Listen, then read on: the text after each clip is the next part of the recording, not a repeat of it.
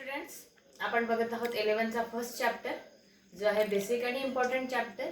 त्यात आपण युनिट आणि मेजरमेंट स्टडी करणार आहोत. या आधीच्या व्हिडिओमध्ये आपण fundamental quantity and unit and derived quantity and derived units याबद्दल बघितलंय. आज आपण या व्यतिरिक्त जे दोन युनिट आहेत त्यांना म्हणतात सप्लिमेंटरी युनिट, ते आज आपण बघणार आहोत. त्याचबरोबर काही कन्व्हेन्शन्स जेव्हा आपण एसआय युनिट यूज करतो तेव्हा वापरायचे आहेत ते कन्व्हेन्शन आज आपण डिस्कस करणार आहोत. So what is supplementary unit? Fundamental आणि डिराइव्ह आपण बघितले. Another type of unit are the supplementary units. त्यात आहेत बघा प्लेन अँगल डी थिटा, जो तुम्ही 10thला सर्क्युलर मोशनमध्ये स्मॉल अँगल थिटा डिफाईन करण्यासाठी किंवा त्याचं जे युनिट आहे ते बघितलं आहे, जे आपण तुम्ही रॅडियन वापरलं आहे. RAD रॅड त्याचा शॉर्ट फॉर्म होता. सो प्लेन अँगल म्हणजे काय? This is the ratio of the length of the arc, जो तुम्ही मॅथमॅटिक्स मध्ये सुद्धा हे बघितलं आहे. Length of the arc of a circle to the radius. कशाचा रेशो आहे plane angle? Length of the arc to its radius of the circle. So it is denoted by D theta. Small angle असतो हा arc upon radius.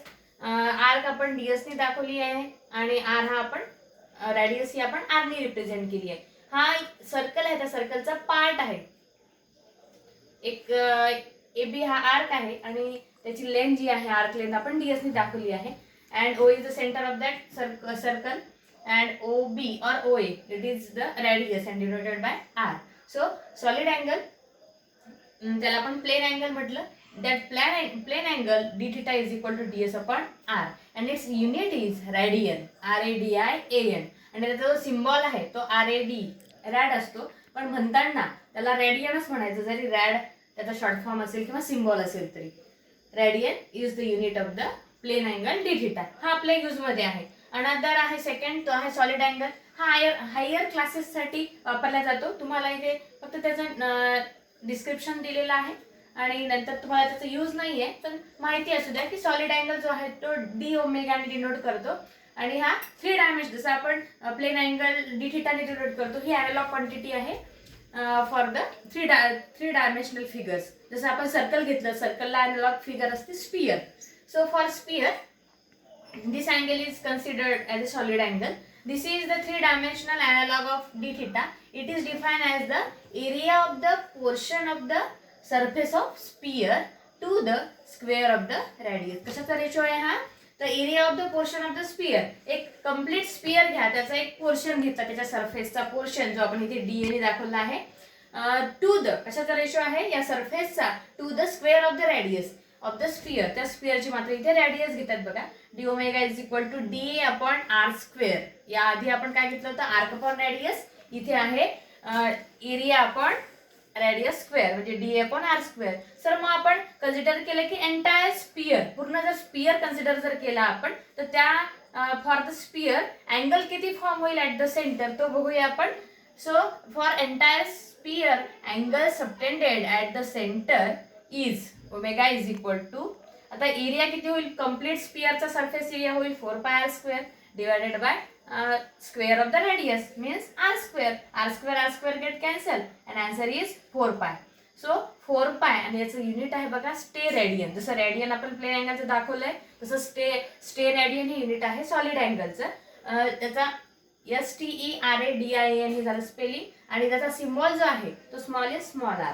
SR is the symbol of stay radian which is the unit of solid angle. हे दोन supplementary units आहेत. Plain अँगलचं unit जे radian हे आपल्याला अभ्यासाला आहे, नेहमी यूज पडतं, याचं तुम्हाला फारसा काम नाहीये. आता बघा sign conventions for the use of the SI unit. जेव्हा आपण SI युनिट यूज करतो तेव्हा कोणकोणते साइन कन्व्हेन्शन्स वापरले गेले पाहिजे while denoting or writing the SI unit. त्यातला फर्स्ट बघा, unit of every physical quantity should be represented by its unit. कुठलीही फिजिकल क्वांटिटी आहे ती रिप्रेझेंट करताना त्याच्या युनिटने आपण त्याला रिप्रेझेंट केलं पाहिजे. फॉर एक्झाम्पल लेंथ जर असेल तर मीटर, देन आपण जर मास मेजर केलं असेल तर किलोग्रॅम. कुठलीही क्वांटिटी असेल, आपण सांगत आहे मास मेजर केलं पण किती आहे तर मग 5 kg. फोर्स आहे तर मग तो किती आहे 10 न्यूटन, असं त्याला डिनोट केलं पाहिजे. म्हणजे जेव्हा आपण मेजर करतो एक्झॅक्ट ती व्हॅल्यू कशाने कळते की त्याच्या युनिटवरून, लेंथ मीटरमध्ये, मास किलोग्रॅममध्ये, फोर्स न्यूटनमध्ये. So unit of every physical quantity should be represented by its unit. त्यालाच तेव्हा एक डेफिनाइट व्हॅल्यू आपल्याला कळते त्याची. Then second is the full form of the unit always start with small letter even if the name is after a person. बघा, जेव्हा आपण फुल form लिहितो युनिटचा, समजा न्यूटन आहे किंवा ज्यूल आहे किंवा पास्कल आहे किंवा अँपियर आहे, हे सायंटिस्ट आहे आणि या सायंटिस्टच्या नावावरून मग त्यांना त्या क्वांटिटीला युनिट दिल्या गेलं. मग असं जर असेल, जरी आपण एखादी युनिट आहे आणि ते दिल्या गेलं सायंटिस्टच्या नावावरून, म्हणजे एखाद्या पर्सनच्या नावावरून, तरीही जर आपण ते फुल फॉर्म मध्ये लिहित असू तर फुल फॉर्म लिहिताना सुद्धा जे स्टार्टिंग लेटर आहे ते स्मॉलच असायला हवं. हा आहे सेकंड कन्व्हेन्शन. काय आहे? Full form of the unit always start with the small letter even if name is after a person. जरी आपण नेहमी काय वापरतो, पर्सनचं जर नेम असेल तर कॅपिटल लेटर वापरतो स्टार्ट करण्यासाठी. पण जेव्हा आपण युनिट हे फुल फॉर्म मध्ये लिहितो तेव्हा मात्र लिहिताना स्मॉल लेटरच यूज करायचा, जरी पर्सनच्या नावावरून त्याचं युनिट असेल तरी. For example 1 newton. बघा, हा जो एन आहे तो स्मॉल आहे. Another example 1 joule. Joule is the energy of joule is the unit of energy. हा जे सुद्धा स्मॉल आहे. Etcetera are the example. But symbol for the unit name after a person should be in the capital letter. मात्र जर आपण symbol लिहित असू, full form मात्र स्मॉल लेटरने स्टार्ट करायचा, पण जर त्या युनिटचा आपण सिम्बॉल मात्र लिहित असू तर सिम्बॉल मात्र कॅपिटल लेटरच लिहिला गेला पाहिजे. फॉर एक्झाम्पल बघा, कॅपिटल एन. कॅपिटल एन काय आहे तर न्यूटनचा सिम्बॉल आहे, जे न्यूटन आपण फोर्ससाठी युनिट वापरतो. N after a scientist Newton. Capital एनच वापरायचं न्यूटन, कारण ते न्यूटन या सायंटिस्टच्या नावावरून आलं आहे.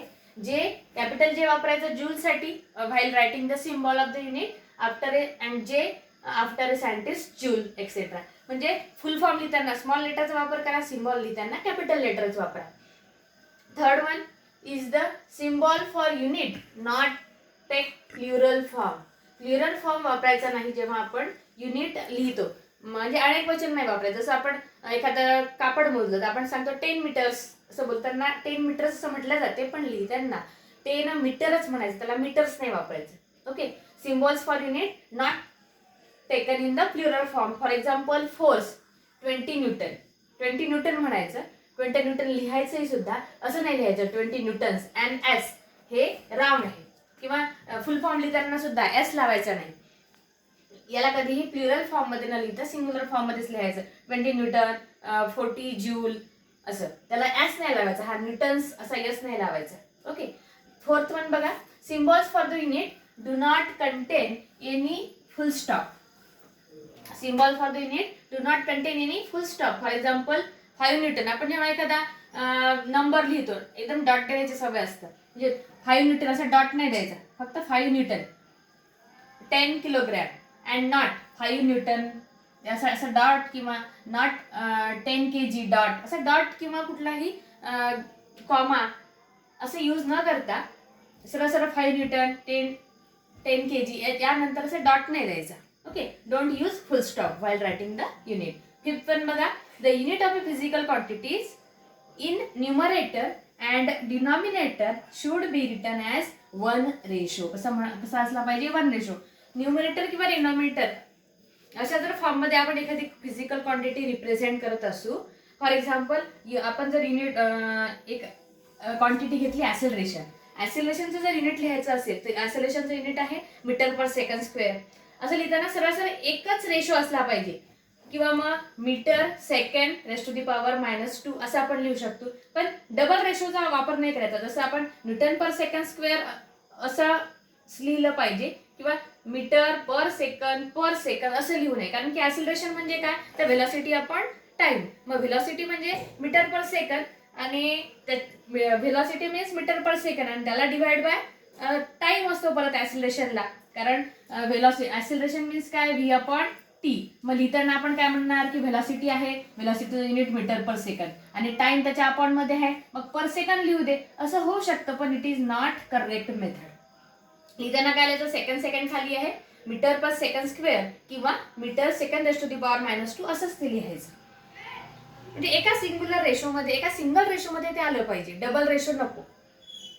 6th one, use of the combination of unit and symbol for the unit is avoided Wien physical quantity is the combination of 2. एखादी physical quantity दोन क्वांटिटीचं combination असेल, रेशो असेल, त्यावेळी लिहिताना बघा, तुम्हाला एक्झाम्पल जर दिलं तर करेक्ट लक्षात येईल. बघा, एखादं युनिट आहे एका फिजिकल क्वांटिटीचं, जे आहे जूल पर किलोग्रॅम केल्विन. जूल पर किलोग्रॅम केल्विन हे युनिट आहे आणि हे करेक्ट आहे. मात्र आता कुठे कधी एखाद्या युनिटचा फुल फॉर्म यूज करायचा आणि एखाद्या युनिटचा सिम्बॉल यूज करायचा, असं कॉम्बिनेशन नकोय.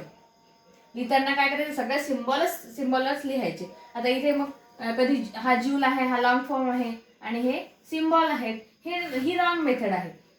लिहिताना काय करायचं, सगळे सिम्बॉलच लिहायचे. त्याला म्हटलंय की combination of unit and symbol for a unit is avoided. असं कॉम्बिनेशन अवॉइड केलं पाहिजे. हा युनिट आणि मग हा त्याचा सिम्बॉल असं सोबत न लिहिता सगळे सिम्बॉलच यूज करायचे.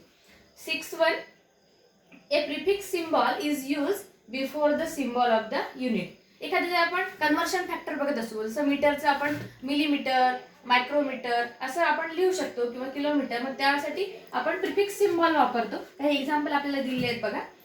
1 milli second. Okay, 1 milli second म्हणजेच काय, आपण लिहिताना त्याला 10 टू दी पॉवर -3 सेकंड, हा त्याला प्रिफिक्स 10 टू दी पॉवर -3. मग हे प्रिफिक्स जे आहेत ते पॉझिटिव्ह पॉवर पण असू शकतात 10चे किंवा निगेटिव्ह पॉवर सुद्धा असू शकतात 10चे. याला म्हणायचं प्रिफिक्स सिम्बॉल.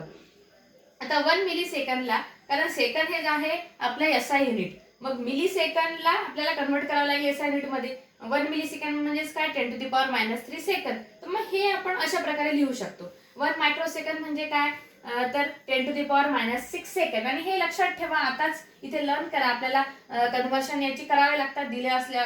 जर आपल्याला अदर युनिटमध्ये जर आपल्याला एखादी क्वांटिटी दिली असेल तर त्याला आपल्याला कन्व्हर्ट करावं लागतं SI युनिटमध्ये आणि नंतरच पुढचे कॅल्क्युलेशन्स करावे लागतात. म्हणून मग हे आता इथेच लर्न करायचे की 1 मिली सेकंड म्हणजे काय, तर 10 to the power -3 second.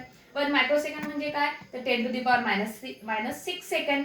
1 NM means nanometre. 1 nanometre म्हणजे किंवा मग 1 नॅनो सेकंड म्हणजे काय, तर 10 टू दी पॉवर -6 सेकंड. हेच आपण मीटर सुद्धा साठी वापरू शकतो.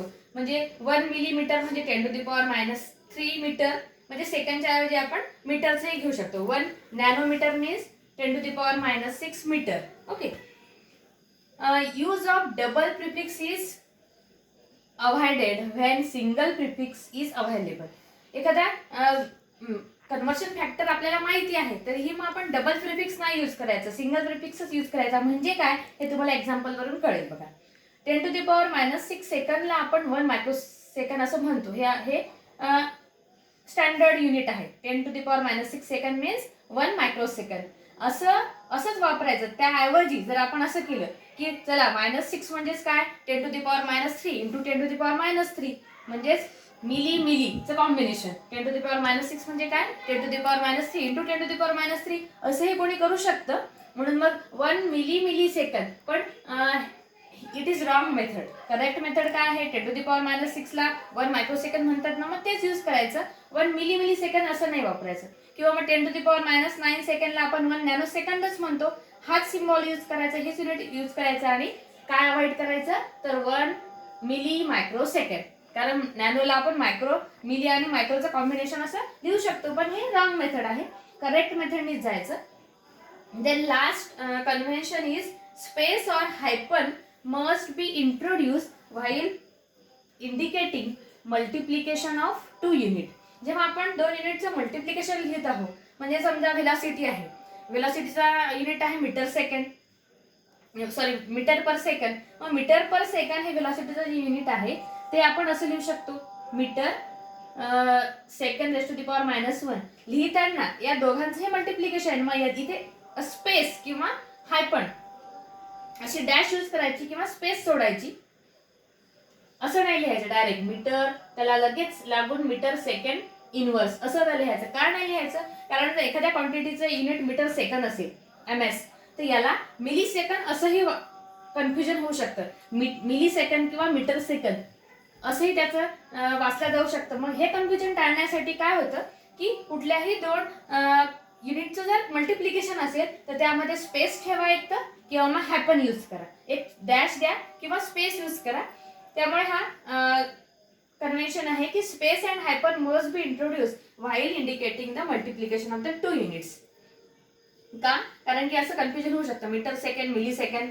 त्यामुळे ते अवॉइड करण्यासाठी हॅपन किंवा डॅशचा वापर करा.